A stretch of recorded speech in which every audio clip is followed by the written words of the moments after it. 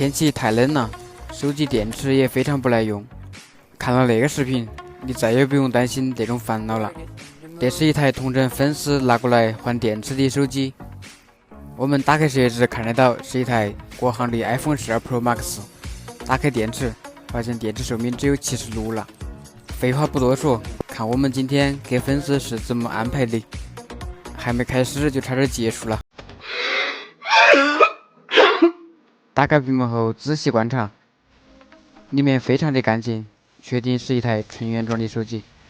用撬片取下我们的手机电池，将排线刨开后，剪掉我们的原装电池排线。从冰箱拿出一块我们的巨型高容电芯，之所以叫高容，对比原装电池提升了7倍33毫安。我们将整理好的电池排线焊接在我们高容电芯上面。如果说电焊不好的话，后期可能会出现直接关机这种情况。所以说你们换电池的时候一定要找一个靠谱点的师傅。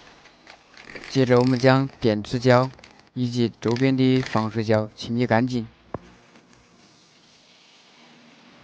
利用手上的外挂排线将电池写入新的数据，将新电池装入我们清理好的机舱内。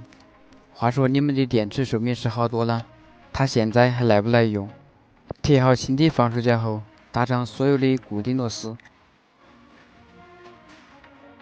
最后合上我们的屏幕，使屏幕中框贴合精密。